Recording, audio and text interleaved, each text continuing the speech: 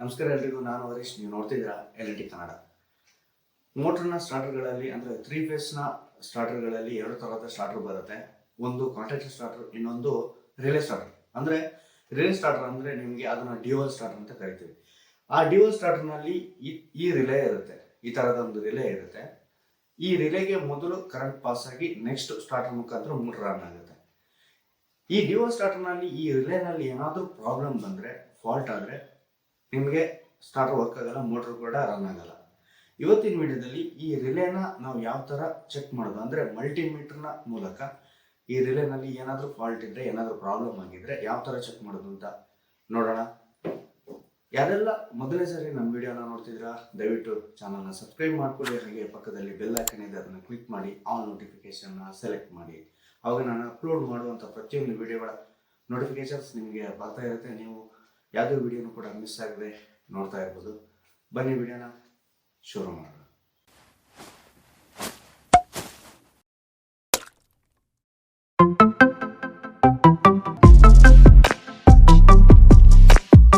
ಯಾರೆಲ್ಲ ಮೋಟರ್ಗಳನ್ನ ಬಳಸ್ತಾ ಇದ್ದೀರಾ ಅಂದರೆ ಕುಡಿಯೋ ನೀರಿಗೆ ಇರ್ಬೋದು, ಅಥವಾ ಹೊಲ ಗದ್ದೆ ತೋಟಗಳಿಗೆ ನೀರು ಹಾಯಿಸ್ಲಿಕ್ಕೋಸ್ಕರ ಮೋಟರ್ಗಳನ್ನ ಬಳಸ್ತಾ ಇರ್ಬೋದು, ನೀವು ಈ ಒಂದು ಮಲ್ಟಿಮೀಟರ್ನ ಯೂಸ್ ಮಾಡಿದರೆ ತುಂಬಾ ಅನುಕೂಲ ಇರುತ್ತೆ. ಇದರಿಂದ ಅಂದರೆ ಈ ಮಲ್ಟಿಮೀಟರ್ ಮೂಲಕ, ಈ ಮಲ್ಟಿಮೀಟರ್ನ ಮುಖಾಂತರ ಮೋಟ್ರ್ ಏನಾದರೂ ಕೆಟ್ಟೋಗಿದ್ರೆ, ಮೋಟ್ರ್ನಲ್ಲಿ ಏನಾದರೂ ಸಮಸ್ಯೆ ಇದ್ದರೆ, ಅಥವಾ ಮೋಟ್ರ್ ಎಷ್ಟು ಆ್ಯಮ್ಸ್ ತಗೊಳ್ತಾ ಇದೆ, ಅಥವಾ ಮೋಟ್ರಿಗೆ ಬರ್ತಿರುವಂಥ ವೋಲ್ಟೇಜ್ ಎಷ್ಟಿದೆ ಅಂತ ಚೆಕ್ ಮಾಡ್ಬೋದು. ಈ ಮಲ್ಟಿಮೀಟರ್ನಲ್ಲಿ ತುಂಬಾ ಉಪಯೋಗ ಇರುತ್ತೆ.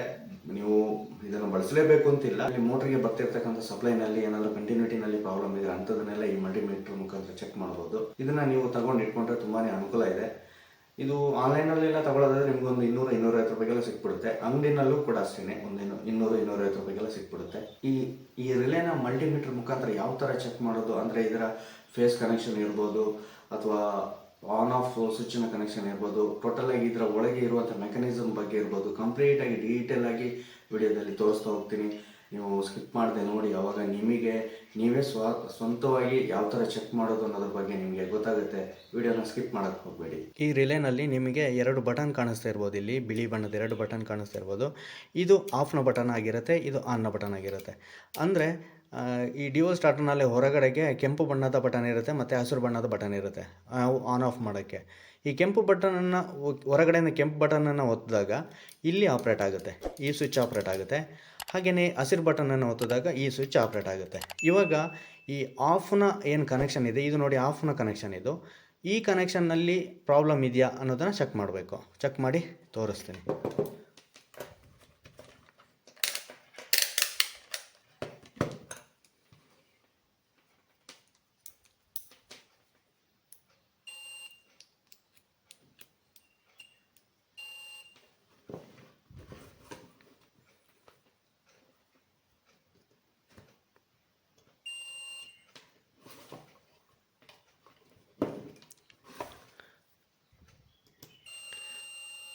ನೋಡಿ, ಬೀಪ್ ಸೌಂಡ್ ಬರ್ತಾ ಇದೆ.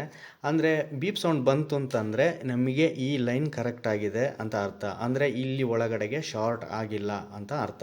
ನಾವು ಆಫ್ ಬಟನ್ನ ಕಂಟಿನ್ಯೂಟಿನ ಚೆಕ್ ಮಾಡುವಾಗ ನಾವು ಈ ಥರ ಕಂಟಿನ್ಯೂಟಿನ ಚೆಕ್ ಮಾಡಿದ್ವಿ. ಬೀಪ್ ಸೌಂಡ್ ಬಂತು, ಕಂಟಿನ್ಯೂಟಿನ ಚೆಕ್ ಮಾಡಿದ್ವಿ. ಆದರೆ ಆನ್ ಬಟನ್ ನೋಡಿ, ಕಂಟಿನ್ಯೂಟಿ ಬರ್ತಾ ಇಲ್ಲ. ಇಲ್ಲಿ ಕಂಟಿನ್ಯೂಟಿ ಬರ್ತಾ ಇಲ್ಲ. ಏನಾಗಿದೆ ಅಂದರೆ ಇಲ್ಲಿ ಈ ಬಟನ್ ಹಾಳಾಗಿದೆ, ಅಂದರೆ ಈ ಕನೆಕ್ಷನ್ ಹೋಗಿದೆ, ಪ್ರಾಬ್ಲಮ್ ಆಗಿದೆ ಅಂತ ಅರ್ಥ ಅಲ್ಲ. ನಾವು ಆನ್ ಮಾಡಬೇಕಾದ್ರೆ ಯಾವುದೇ ಕಾರಣಕ್ಕೂ ಇಲ್ಲಿ ಪವರ್ ಸಪ್ಲೈ ತಗೋಬೇಕಲ್ವಾ. ಪವರ್ ಸಪ್ಲೈ ತಗೊಂಡಾಗ ಮಾತ್ರ ಇಲ್ಲಿಂದ ಕಂಟಿನ್ಯೂಟಿ ಬರುತ್ತೆ, ಅಂದರೆ ಮೋಟ್ರಿಗೆ ಕಂಟಿನ್ಯೂ ಕರೆಂಟ್ ಪಾಸ್ ಆಗುತ್ತೆ. ಅಂದರೆ ಅದರ ಅರ್ಥ ಏನು ಮಾಡಬೇಕು, ಇಲ್ಲಿ ಆನ್ ಬಟನ್ ಇದೆ ನೋಡಿ, ಈ ಆನ್ ಬಟನ್ನ ಪ್ರೆಸ್ ಮಾಡಬೇಕು. ಕಾಣಿಸ್ತಾ ಇದೆಯಾ? ಇಲ್ಲಿ ಈ ಆನ್ ಬಟನನ್ನು ನಾವು ಪ್ರೆಸ್ ಮಾಡಿ ಹಿಡಿದು ಕಂಟಿನ್ಯೂಟಿನ ಚೆಕ್ ಮಾಡಿದಾಗ ನೋಡಿ ಕಂಟಿನ್ಯೂಟಿ ಬರ್ತಾ ಇದೆ. ಅದೇ ನಾನು ಈ ಸ್ವಿಚ್ನ ಬಿಟ್ಟೆ, ಬರ್ತಾ ಇಲ್ಲ. ಒಂದು ಕೈಯಿಂದ ಇಟ್ಕೊಂಡು ಅದು ಮಾಡೋಕ್ಕೆ ಸ್ವಲ್ಪ ಕಷ್ಟ ಆಗ್ತಾಯಿದೆ. ಓಕೆ, ಇನ್ನೊಂದು ಸರಿ ತೋರಿಸ್ತೀನಿ ನೋಡಿ. ಇವಾಗ ಈ ಸ್ವಿಚ್ನ ಒತ್ತಿ ಇಟ್ಕೊಂಡು ನೋಡಿ ಕಂಟಿನ್ಯೂಟಿ ಬರ್ತಾ ಇದೆಯಾ? ಇವಾಗ ನೋಡಿ ಬಿಟ್ಟೆ, ಇಲ್ಲ. ಅದೇ ಇವಾಗ ನೋಡಿ ಬರ್ತಾ ಇದೆ. ಅಂದರೆ ಈ ಬಟನನ್ನು ಪ್ರೆಸ್ ಮಾಡಿದಾಗ ಮಾತ್ರ, ಇಲ್ಲಿ ಕಂಟಿನ್ಯೂಟಿ ತಗೊಳುತ್ತೆ. ಅಂದರೆ ಆನ್ ಬಟನ್ ಪ್ರೆಸ್, ನಾವು ಈಗ ಈ ಬಟನ್ ಪ್ರೆಸ್ ಮಾಡೋದಕ್ಕೆ, ಮೋಟರ್ ಸ್ಟಾರ್ಟ್ ಮಾಡೋಕ್ಕೆ, ಆನ್ ಮಾಡಿದಾಗ ಮಾತ್ರ ಈ ಕಡೆಗೆ ಕರೆಂಟ್ ಪಾಸ್ ಆಗುತ್ತೆ. ಅಂಥ ಸಂದರ್ಭದಲ್ಲಿ ಕಂಟಿನ್ಯೂಟಿ ಸಿಗುತ್ತೆ. ನೆಕ್ಸ್ಟು ಈ 3 ಫೇಸ್ನ ಕನೆಕ್ಷನ್ ಇದೆಯಲ್ವಾ, ಈ 3 ಫೇಸಿಂದ ಈ ಕೆಳಗಡೆಗೆ ಈ ಏನು ಕನೆಕ್ಷನ್ ಇದೆ ಇಲ್ಲಿಗೆ ಚೆಕ್ ಮಾಡಿ ನೋಡೋಣ.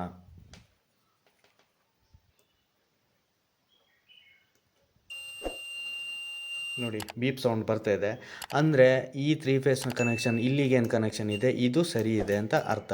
ಹಾಗೆಯೇ ನೋಡಿ ಈ ಕನೆಕ್ಷನ್ಗೆ ಇದು ಯಾವುದೂ ವರ್ಕ್ ಆಗಲ್ಲ, ಇದಕ್ಕೆ ಮೂರಕ್ಕೆ ಈ ಏನು ಕನೆಕ್ಷನ್ ಇದೆ ಈ ಕನೆಕ್ಷನ್ ಇದಕ್ಕೆ ಮಾತ್ರ ಸಂಬಂಧಪಟ್ಟಿರುತ್ತೆ, ಈ 3 ಕನೆಕ್ಷನ್ಗೆ ಸಂಬಂಧ ಪಡೋದಿಲ್ಲ. ನೆಕ್ಸ್ಟು ನೋಡಿ ಈ ಕನೆಕ್ಷನ್, ಅಲ್ಲಿಗೆ ಈ ಕನೆಕ್ಷನ್ ಸರಿ ಇದೆ, ಅಂದರೆ ಇನ್ನೊಂದು ಫೇಸ್ನ ಕನೆಕ್ಷನ್ ಕೂಡ ಸರಿ ಇದೆ, ಏನೂ ಪ್ರಾಬ್ಲಮ್ ಇಲ್ಲ ಅಂತ ಅರ್ಥ. ಹಾಗೆಯೇ ಈ ಕನೆಕ್ಷನ್ನಿಂದ ಇದಕ್ಕೆ ಎರಡಕ್ಕಾದರೂ ಕನೆಕ್ಷನ್ ಇದೆಯಾ? ಇಲ್ಲ, ಖಂಡಿತವಾಗ್ಲೂ ಇಲ್ಲ. ಈ ಕನೆಕ್ಷನ್ನಿಂದ ನೇರವಾಗಿ ಇದಕ್ಕೆ ಮಾತ್ರ ಕನೆಕ್ಷನ್ ಇರುತ್ತೆ. ನೆಕ್ಸ್ಟು ಇದು ನೋಡಿ ಈ ಕನೆಕ್ಷನ್ ಕೂಡ ಸರಿ ಇದೆ, ಅಂದರೆ ಈ 3 ಫೇಸ್ನ ಕನೆಕ್ಷನ್ ಕೂಡ ಸರಿ ಇದೆ. ಹಾಗೆ ಇದು ವರ್ಕ್ ಆಗುತ್ತಾ ನೋಡೋಣ, ಆಗಲ್ಲ. ಇದು ಒಂದು ವೇಳೆ ವರ್ಕ್ ಆಯಿತು ಇಲ್ಲಿ ತೋರಿಸ್ತಿದೆ ಅಂತ ಅಂದರೆ ಅದರ ಅರ್ಥ ಇದು ಒಳಗಡೆಯಿಂದ ಶಾರ್ಟ್ ಆಗಿದೆ. ಇದು ಶಾರ್ಟ್ ಆಗಿದ್ರೆ ಮಾತ್ರ ನಮಗೆ ತೋರಿಸುತ್ತೆ. ಅದೇ ನೋಡಿ ಇಲ್ಲಿ ನೋಡಿ ಅಲ್ಲಿ ನೋಡಿ ವರ್ಕ್ ಆಗ್ತಿದೆಯಾ, ಅಂದರೆ ಇದು ಇಲ್ಲಿಂದ ಕಂಟಿನ್ಯೂಟಿ ತಗೊಳುತ್ತೆ. ಬಟ್ ಈ ಇದು ಬಂದು ಇಲ್ಲಿಗೆ ಕನೆಕ್ಷನ್ ಬರುತ್ತೆ, ಇಲ್ಲಿಗೆ ಆನ್ನ ಕನೆಕ್ಷನ್ಗೆ ಬರುತ್ತೆ. ಅಂದರೆ ಈ ಕನೆಕ್ಷನ್ ಇದಕ್ಕೆ ಸಂಬಂಧ ಪಡೋದಿಲ್ಲ. ಇದೇನಾದರೂ ನಮಗೆ ಮೀಟ್ರಲ್ಲಿ ತೋರಿಸ್ತು ಅಂದರೆ ಅಲ್ಲಿ ಶಾರ್ಟ್ ಆಗಿದೆ ಅಂತ ಅರ್ಥ. ಇಲ್ಲಿ ನೋಡ್ತಿರ್ಬೋದು ನೀವು ನಂಬರ್ಸ್ಗಳಿದ್ದಾವೆ, ತುಂಬ ನಂಬರ್ಸ್ಗಳು ಬರ್ತಿದ್ದಾರೆ. 13ರಿಂದ 22 ತನಕ ಬರ್ತಿದ್ದಾರೆ. ಹಾಗೆ ಕೆಳಗಡೆಗೆ ಮ್ಯಾಕ್ಸಿಮಮ್ 40 ಆ್ಯಮ್ಸ್ ಅಂತ, ಎ ಅಂದರೆ ಆ್ಯಮ್ಸ್ ಅಂತ ಅರ್ಥ, ಆ್ಯಮ್ಸ್ ಅಂತ ಬರ್ತಿದೆ. ಏನಿದು ಗೊತ್ತಾಗ್ತಿಲ್ವಲ್ಲ ಅಂತ ನಿಮಗೇನಾದರೂ ಇದ್ರ ಬಗ್ಗೆ ಡೌಟ್ಸ್ ಇದ್ದರೆ ಕಂಪ್ಲೀಟಾಗಿ ಹೇಳ್ತೀನಿ, ಅದನ್ನು ಸ್ವಲ್ಪ ಬೇಕಿದ್ರೆ ನೋಟ್ ಮಾಡ್ಕೋಬೋದು. ಈ ನಂಬರ್ಸ್ ಎಲ್ಲ ಏನಿದೆ ಇವು ಆ್ಯಮ್ಸ್ಗಳು. ಈಗ 3 ಫೇಸ್ನ ಮೋಟ್ರ್ ಬಗ್ಗೆ ಹೇಳ್ತೀನಿ ನಾನು, ಸಿಂಗಲ್ ಫೇಸಿಂದ ಹೇಳ್ತಿರೋದಲ್ಲ. 3 ಫೇಸಿಂದು 3 HP ಮೋಟ್ರ್ ಏನಿದೆ ಅದು 5ರಿಂದ 10 ಆ್ಯಮ್ಸ್ನ ತನಕ ತಗೊಳುತ್ತೆ. ನೆಕ್ಸ್ಟು 5 HP ಮೋಟ್ರ್ ಏನಿದೆ ಅದು 10ರಿಂದ 15 ಆ್ಯಮ್ಸಿನ ತನಕ ತಗೊಳುತ್ತೆ. ಹಾಗೆಯೇ 5ರಿಂದ 10 HP ಮೋಟ್ರ್ಗಳು ಅಂದರೆ 7.5 ಇರ್ಬೋದು, 8.5 ಇರ್ಬೋದು, ಈ HP ಮೋಟ್ರ್ಗಳು 15ರಿಂದ 20 ಆ್ಯಮ್ಸ್ನ ತನಕ ತಗೊಳುತ್ತೆ. ಹಾಗೆಯೇ ಅದರಿಂದ ಮೇಲ್ಪಟ್ಟಂಥ 10ರಿಂದ ಮೇಲ್ಪಟ್ಟಂಥ ಮೋಟ್ರ್ಗಳು ಅಂದರೆ 12 HP ಇರ್ಬೋದು, 15 HP ಇರ್ಬೋದು, ಈ ಥರದ ಮೋಟ್ರ್ಗಳು ನಿಮಗೆ 25, 27 ಈ ಥರ ಆ್ಯಮ್ಸ್ಗಳನ್ನ ತಗೊಳುತ್ತೆ. ಆದರೆ ಇಲ್ಲಿ ನೋಡ್ತಿರ್ಬೋದು ನಿಮಗೆ 22 ಅಂತ ಲಾಸ್ಟ್ ಇದೆ. ಈ ರಿಲೇನಲ್ಲಿ ಅಂದರೆ 10 HP ತನಕ, 8.5 ತಪ್ಪಿದರೆ 10 HP ತನಕ ಈ ರಿಲೇನಲ್ಲಿ ಮೋಟ್ರನ್ನ ರನ್ ಮಾಡ್ಬೋದು. ಆದರೆ ಇಲ್ಲಿ ಮ್ಯಾಕ್ಸಿಮಮ್ 40 ಆ್ಯಮ್ಸ್ ಅಂತ ಇದೆ. 40 ಆ್ಯಮ್ಸ್ ತನಕ ಈ ರಿಲೇನಲ್ಲಿ ರನ್ ಮಾಡೋಕ್ಕೆ ಬರೋಲ್ಲ, ಅಂದರೆ ಅದು ಸಿಕ್ಕಾಪಟ್ಟೆ ಓವರ್ಲೋಡ್ ಆಗುತ್ತೆ. 40 ಆ್ಯಮ್ಸ್ ಅಂತಂದರೆ ನಿಮಗೆ ಹೆಚ್ಚಿನ ಅಂಶ ಒಂದು 20, 18, 15 HP ಗಿಂತ ಮೇಲ್ಪಟ್ಟಂಥ ಮೋಟ್ರ್ ಆಗುತ್ತೆ. ಅದನ್ನು ಈ ರಿಲೇನಲ್ಲಿ ರನ್ ಮಾಡೋಕ್ಕೆ ಬರೋಲ್ಲ. ಏನಿದ್ರೂ 10 HP ಒಳಗೇ ಈ ಮೋಟ್ರ್ನಲ್ಲಿ ರನ್ ಮಾಡಬೇಕಾಗತ್ತೆ. ಕಂಟಿನ್ಯೂಟಿ ಮುಖಾಂತರ ಎಲ್ಲವನ್ನೂ ತಿಳ್ಕೊಂಡ್ವಿ. ಇದನ್ನು ಓಪನ್ ಮಾಡಿ ನೋಡೋಣ, ಒಳಗಡೆಯಿಂದ ಮೆಕ್ಯಾನಿಸಮ್ ಯಾವ ಥರ ಮಾಡಿದ್ದಾರೆ ಅನ್ನೋದನ್ನು ಓಪನ್ ಮಾಡಿ ನೋಡೋಣ.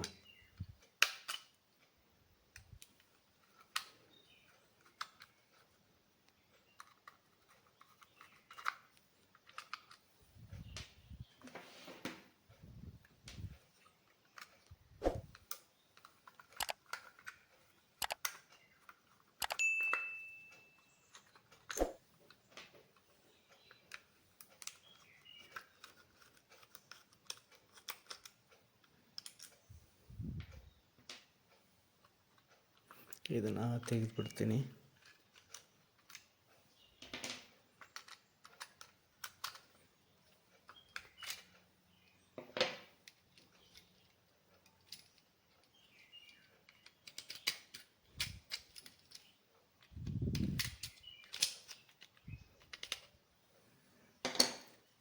ನೋಡಿ ಈ ಥರದ ಮೆಕ್ಯಾನಿಸಮ್ನ ಕೊಟ್ಟಿರ್ತಾರೆ ರಿಲೇ ಒಳಗೆ. ಇಲ್ಲಿ ನೋಡಿ ಇದು ಆಫ್ನ ಸ್ವಿಚ್, ಆಫ್ ಬಟನ್ ಆಗಿರುತ್ತೆ. ಇಲ್ಲಿ ಕಾಣಿಸ್ತಿರ್ಬೋದು ನಿಮಗೆ, ಚಿಕ್ಕದಾಗಿ ಅಂಟ್ಕೊಂಡಿದೆ ಅಲ್ವಾ. ಇದನ್ನು ನೋಡಿ, ಈ ಬಟನನ್ನು ನಾನು ಪ್ರೆಸ್ ಮಾಡಿದಾಗ ಇಲ್ಲಿ ಓಪನ್ ಆಗ್ತಿದೆ, ಅಂದರೆ ಇಲ್ಲಿ ಕಂಟಿನ್ಯೂಟಿ ಇರಲ್ಲ, ಡಿಸ್ಕಂಟಿನ್ಯೂ ಆಗುತ್ತೆ. ಅಂಥ ಸಂದರ್ಭದಲ್ಲಿ ಕರೆಂಟ್ ಇಲ್ಲಿ ಸಪ್ಲೈ ಆಗದೇ ಇದ್ದಾಗ ಆಫ್ ಆಗುತ್ತೆ. ನೆಕ್ಸ್ಟು ಪಟ್ಟಿ ಬಿದ್ದೋಯ್ತು. ತುಂಬ ಸಿಂಪಲ್, ಇದನ್ನು ಕೂರಿಸೋದೆಲ್ಲ ತುಂಬ ಬರೀ ಏನು ತಲೆ ಕೆಡಿಸ್ಕೊಳ್ಳೋಂಥ ವಿಚಾರ ಇಲ್ಲ. ನೆಕ್ಸ್ಟ್ ನೋಡಿ, ಇದು ಆನ್ನ ಬಟನ್ ಆಗಿರುತ್ತೆ. ನೋಡಿ ಆನ್ ಮಾಡಿದಾಗ ಇಲ್ಲಿ ಕಾಣಿಸ್ತಿರ್ಬೋದು, ಏನು ಈ ಬ್ರಾಕೆಟ್ ಇದೆ ಇದು ಬಂದು ಇಲ್ಲಿ ಪಟ್ಟಿಗೆ ತಾಗ್ತಾ ಇದೆ, ಇಲ್ಲಿ ಕಂಟಿನ್ಯೂ ತಗೊಳ್ತಾ ಇದೆ. ಆವಾಗ ಮೋಟ್ರು ನಾವು ಜಸ್ಟ್ ಹಿಂಗೆ ಒತ್ತಿಡಿತೀವಲ್ವ, ಒತ್ತಿಡಿದಾಗ ಕರೆಂಟ್ ಇದು ಮುಖಾಂತರ ಸಪ್ಲೈ ಆಗಿ ಪಾಸಾಗಿ ಮೋಟ್ರು ಸ್ಟಾರ್ಟ್ ಆಗುತ್ತೆ. ಈಗ ನಿಮಗೆ ಕೇಳ್ಬೋದು ನೀವು, ಈ ರಿಲೇನಿಂದ ಏನು ಬೆನಿಫಿಟ್, ನಮಗೆ ರಿಲೇನಲ್ಲಿ ಏನು ವರ್ಕ್ ಆಗುತ್ತೆ, ಈ ರಿಲೇನ ಕೆಲಸ ಏನು ಅಂತ ಕೇಳಿದರೆ ತುಂಬ ಇಂಪಾರ್ಟೆಂಟಾಗಿ ತಿಳ್ಕೊಬೇಕಾಗಿರೋದು ಇಲ್ಲಿ ಕಾಣಿಸ್ತಿರ್ಬೋದು ನೋಡಿ, ಈ ಕಾಪರ್ ತಂತಿಗಳು ಕಾಣಿಸ್ತಾ ಇದೆಯಲ್ವಾ, ಇದು ಏನಾಗುತ್ತೆ ಅಂದರೆ ಮೋಟ್ರ್ ಏನಾದರೂ ಓವರ್ಲೋಡ್ ತಗೊಂಡಾಗ ಅಥವಾ ಡ್ರೈ ರನ್ ಆದಾಗ, ಡ್ರೈ ರನ್ ಅಂದರೆ ಬಾವಿ ಇರ್ಬೋದು, ಕೆರೆ ಇರ್ಬೋದು, ನೀರು ಕಂಪ್ಲೀಟಾಗಿ ಖಾಲಿಯಾಗಿ ರನ್ ಆಗುವಂಥದ್ದನ್ನು ಡ್ರೈ ರನ್ ಅಂತ ಹೇಳ್ತೀವಿ. ಅಂಥ ಸಂದರ್ಭದಲ್ಲಿ ಅಥವಾ ಓವರ್ಲೋಡ್ ಬಂದಂಥ ಸಂದರ್ಭದಲ್ಲಿ ಈ ಕಾಪರ್ ತಂತಿ ಏನಿದೆ ಇದು ಕಂಪ್ಲೀಟಾಗಿ ಹೀಟ್ ಆಗುತ್ತೆ. ಹೀಟ್ ಆದಂಥ ಸಂದರ್ಭ ಇಲ್ಲಿ ನೋಡಿ, ಇಲ್ಲಿ ಹೋಗಿ ಇದು ತಾಗುತ್ತೆ. ಈ ಥರ ತಾಗಿದ ಕೂಡಲೇ ಇಲ್ಲಿ ನೋಡಿ ಇದು ಡಿಸ್ಕಂಟಿನ್ಯೂ ಆಯಿತು ಅಲ್ವಾ. ಡಿಸ್ಕಂಟಿನ್ಯೂ ಆದ ಕೂಡಲೇ ನಿಮಗೆ ಮೋಟ್ರ್ ಆಫ್ ಆಗುತ್ತೆ. ಅಂದರೆ ಈ ರಿಲೇ ಏನು ಮಾಡುತ್ತೆ ಅಂದರೆ ಈ ಮೋಟ್ರನ್ನ ಆಫ್ ಮಾಡಿಬಿಡುತ್ತೆ, ಇಮ್ಮಿಡಿಯೇಟ್ ಆಫ್ ಮಾಡುತ್ತೆ. ನೋಡಿ ಇವಾಗ ಇನ್ನೊಂದು ಸರಿ ತೋರಿಸ್ತೀನಿ ನೋಡಿ. ಇವಾಗ ನಿಮಗೆ ಇದು ಕಂಟಿನ್ಯೂಯಲ್ಲಿದೆ, ಅಂದರೆ ಮೋಟ್ರ್ ರನ್ನಿಂಗಲ್ಲಿದೆ ಆಯಿತಾ. ಈಗ ಇದು ಆಫ್ ಆಗಬೇಕು ಅಂದಾಗ ಈ ಮೋಟ್ರಿಗೆ ಓವರ್ಲೋಡ್ ಬಂದಿದೆ.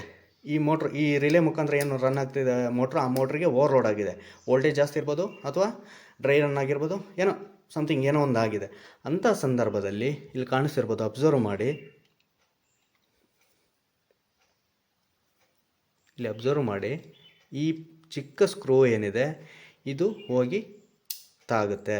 ಇಲ್ಲಿ ತಾಗಿದಾಗ ಇಲ್ಲಿ ಮ್ಯಾಗ್ನೆಟಿಕ್ ಪವರ್ ಮುಖಾಂತರ ನಿಮಗೆ ಇಲ್ಲಿ ರಿಲೇ ಡಿಸ್ಕಂಟಿನ್ಯೂ ಆಗುತ್ತೆ. ಅಂಥ ಸಂದರ್ಭದಲ್ಲಿ ಇಮ್ಮಿಡಿಯೇಟಾಗಿ ಟ್ರಿಪ್ ಆಗೋದ್ರ ಮುಖಾಂತರ ನಮ್ಮ ಮೋಟ್ರನ್ನ ಈ ರಿಲೇ ಸೇಫ್ ಮಾಡುತ್ತೆ. ಈ ರಿಲೇಯ ಕೆಲಸ ಬಂದು ಮೋಟ್ರನ್ನ ಟ್ರಿಪ್ ಮಾಡುವಂಥದ್ದು, ಓವರ್ಲೋಡ್ ಅಥವಾ ಬೇರೆ ಸಂದರ್ಭಗಳಲ್ಲಿ ಮೋಟ್ರನ್ನ ರಕ್ಷಣೆ ಮಾಡುವಂಥ ಕೆಲಸವನ್ನು ಈ ರಿಲೇ ಮಾಡುತ್ತೆ. ನೋಡಿದ್ರಲ್ಲ, ಈ ವಿಡಿಯೋದಲ್ಲಿ ರಿಲೇನ ಯಾವ ಥರ ಸಂಪೂರ್ಣವಾಗಿ ಚೆಕ್ ಮಾಡೋದು ಅನ್ನೋದ್ರ ಬಗ್ಗೆ ಫುಲ್ ಡೀಟೇಲ್ ಆಗಿ ಕೊಟ್ಟಿದ್ದೀನಿ. ವಿಡಿಯೋ ನಿಮಗೆ ಇಷ್ಟ ಆಗಿದೆ ಅಂದ್ಕೊಳ್ತೀನಿ. ಇಷ್ಟ ಆಗಿದ್ದರೆ ವಿಡಿಯೋನ ಲೈಕ್ ಮಾಡಿ, ಬೇರೆಯವ್ರಿಗೂ ಶೇರ್ ಮಾಡಿ. ಹಾಗೆ ನಿಮ್ಗೇನಾದರೂ ಈ ವಿಡಿಯೋ ಬಗ್ಗೆ ಹೇಳೋಕ್ಕಿದ್ರೆ ಕಮೆಂಟ್ ಮೂಲಕ ತಿಳಿಸ್ಬೋದು. ಹಾಗೆ ಸಬ್ಸ್ಕ್ರೈಬ್ ಮಾಡೋದ್ರ ಮೂಲಕ ಸಪೋರ್ಟ್ ಮಾಡಿ ಅಂತ ಕೇಳ್ತಾ ಸಿಗ್ತೀನಿ ಇನ್ನೊಂದು ವಿಡಿಯೋದಲ್ಲಿ.